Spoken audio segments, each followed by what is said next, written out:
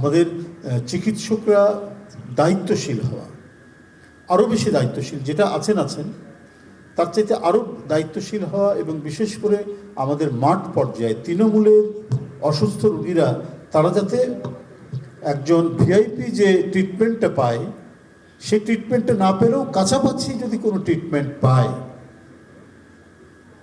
তাহলে আপনার এখন যত মানুষ বিদেশে চিকিৎসার জন্য যায় তার 2/3 যাবে না। মেডিকেল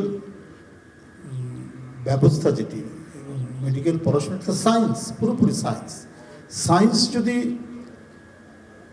ঠিক নিজের গতিতে চলতে পারে, এর স্টাডি, এর রিসার্চ, এটা যদি ঠিক মতো হয়ে রিসার্চের ফলাফল অনুযায়ী আমরা যদি সেই পদক্ষেপগুলো নিতে পারি, মানে আমরা সেই অনুযায়ী যদি এখানকার চিকিৎসা হয়, প্রেসক্রাইব করা হয়, তাহলে আমাদের আর উন্নত চিকিৎসার জন্য উন্নত চিকিৎসাটা দেশের মধ্যেই হবে।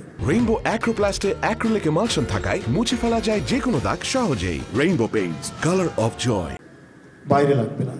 আমি অনেকের ক্ষেত্রেই দেখেছি, অনেক ভিআইপি মানুষ এখানে যতটুকু তাকে চিকিৎসা দেওয়া হয়েছে, বাইরে যাওয়ার পরে তার চাইতে বেশি কোনো ইয়ে করতে দেখিনি। কিন্তু আমাদের আরও বেশি এক্সপার্টাইজড হওয়া মানে হতে হবে, করা দরকার।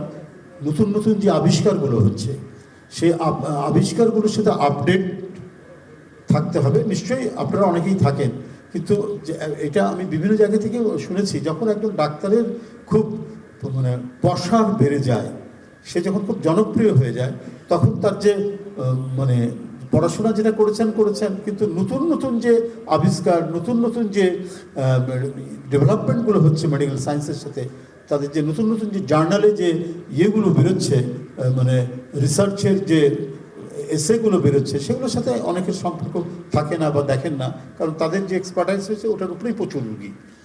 এবং এই যে মানে নতুন অগ্রগতির সাথে খাপ খাইয়ে নিয়ে আবারও ওটাকে আরও ডেভেলপ করা, সেইটা যদি আরও বেশি গতিশীল করা যায়, আরও বেশি এগিয়ে নিয়ে যাওয়া যায়, তাহলে আমাদের যে মেডিকেল সেক্টরটা আরও বেশি থ্রাইভিং, আরও বেশি বিকাশমান হবে বলে আমি মনে করি।